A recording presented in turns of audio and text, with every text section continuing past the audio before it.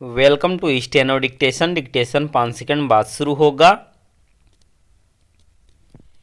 Start. महोदय, किसी भी लोकतांत्रिक देश में न्यायपालिका की भूमिका अत्यंत महत्वपूर्ण होती है। संविधान ने न्यायपालिका को नागरिकों के अधिकारों का रक्षक बनाया है। जब भी किसी व्यक्ति के मौलिक अधिकारों का हनन होता है तो वह न्याय की गुहार लगाने के लिए न्यायालय की शरण लेता है। न्यायालय का यह कर्तव्य है कि वह बिना किसी भेदभाव के निष्पक्ष रूप से न्याय प्रदान करे। वर्तमान समय में अदालतों में लंबित मुकदमों की संख्या एक गंभीर चिंता का विषय बनी हुई है। न्याय में देरी का अर्थ न्याय न मिलना ही होता है। इसलिए यह आवश्यक है कि न्यायिक प्रक्रियाओं में तेजी लाई जाए और आधुनिक तकनीक का समावेश किया जाए। प्रस्तुत मामले के तथ्यों पर विचार करते हुए विद्वान न्यायाधीश ने यह टिप्पणी की है कि दंड प्रक्रिया संहिता के प्रावधानों का कड़ाई से पालन होना चाहिए।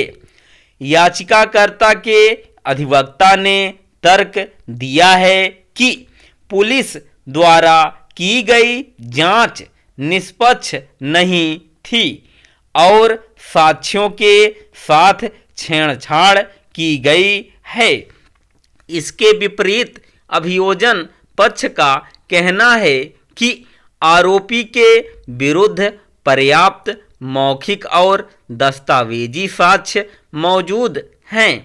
न्यायालय ने दोनों पक्षों की दलीलें सुनने के बाद यह पाया कि किसी भी व्यक्ति को तब तक दोषी नहीं माना जा सकता जब तक कि उसके विरुद्ध आरोप संदेह से परे सिद्ध न हो जाए।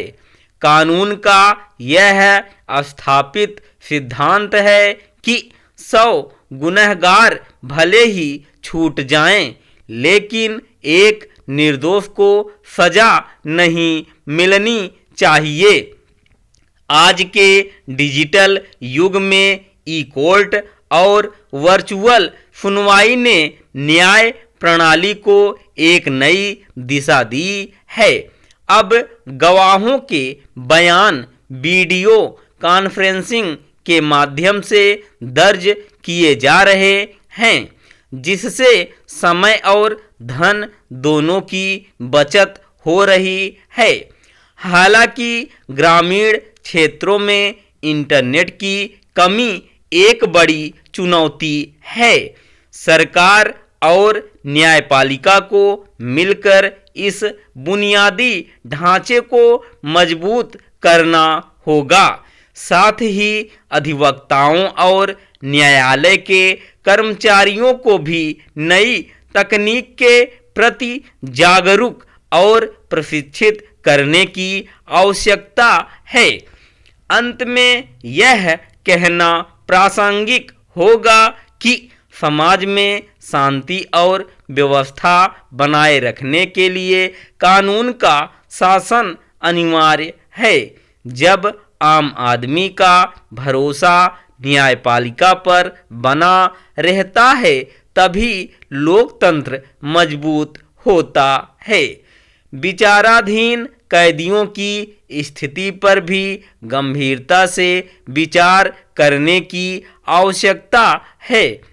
जो छोटे मोटे अपराधों के लिए वर्षों से जेलों में बंद हैं, उन्हें त्वरित न्याय दिलाना हमारी प्राथमिकता होनी चाहिए। न्याय केवल किताबी शब्द नहीं है, बल्कि यह पीड़ित के घावों पर मरहम लगाने की एक प्रक्रिया है। न्यायालयों को अपनी कार्यप्रणाली में पारदर्शिता लानी होगी ताकि न्याय की शुचिता बनी रहे। स्टॉप।